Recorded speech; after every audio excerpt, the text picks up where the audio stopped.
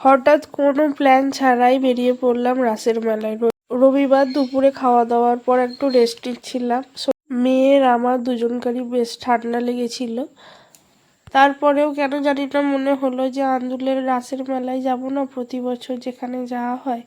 তোকে বললাম চলো দুপুর দুপুর করে বেরিয়ে পড়ি, বিকালে চলে আসবো। তখন ওই 3টে বাজে গেলাম আন্দুলে। আর এসেই ঠাকুর দেখলাম প্রথমে, তারপরে এলাম এই রাজবাড়িটায়।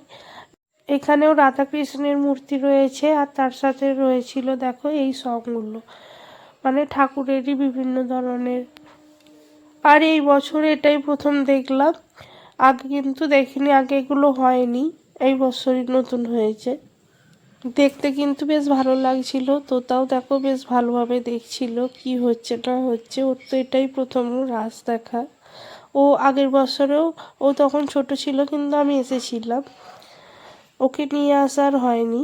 আর মূর্তিগুলো দেখতে এত ভালো লাগছিল, আরও হয়তো দিনের বেলা বলে, কারণ আমরা সব সময় তো রাত্রেবেলায় সব কিছু দেখতে বেরোতাম, কোনো কিছু অনুষ্ঠান বা যাই কিছু হোক। কিন্তু তোতা হওয়ার পর আমরা সব সময় দিনের বেলাটাই পছন্দ করি একটু বেরোনোর জন্য, ওকেও একটু নিয়ে যেতে পারবো আর কি।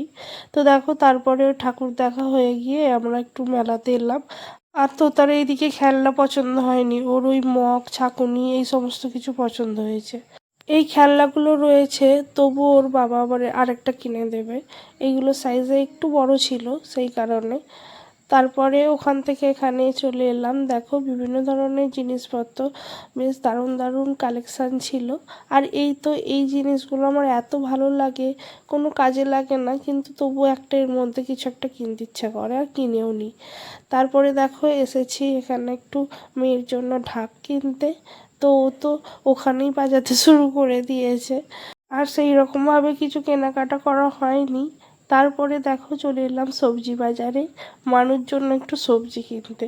তো দেখো এই সবজিগুলো কি সুন্দর দেখতে, সবই মাটির তৈরি আর ছোট ছোট। তো এখান থেকে বেশ কয়েকটা সবজি কিনে নিলাম। তারপরে বাড়িও চলে এসেছি, ওই 6টার মধ্যেই বাড়ি চলে এসেছি। আর বাড়ির জন্য নিয়ে এসেছিলাম দেখো জিলিপি, আর একটা বক্স নিয়েছি। আর নিয়েছিলাম এই হেয়ার ব্যান্ডসগুলো। আর অতনু নিয়েছে মেয়ের জন্য এই খেলনাটা। আর দেখো এখানে সবজিগুলো যেন মনে হচ্ছে একদম রিয়েল। তারপরে দেখো এইগুলো যখন কিনছিলাম অতনু তো খুব খুব রাগ করছিল, কারণ আমার মেয়ের একটু একটু চুল বেরোচ্ছে, তো সেই কারণে দেখো ওর জন্যই ক্লিপগুলো কিনেছি। তো কিনেছি তো বটে, ও একটু মাথাতে রাখছেও না, কিছুই না, একটুখানি দিয়ে আবার খুলে ফেলছে।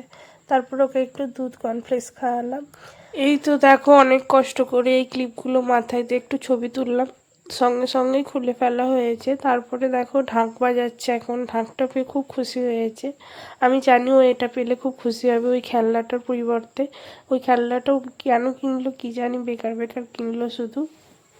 তারপরে রাত্রে খেলাম মাংস আর রুটি। তোমাদের তো রবিবারে শেয়ার করেইছিলাম যে ব্রয়লার মুরগি হয়েছিল, তো সেটাই দেখো খেয়ে নিলাম।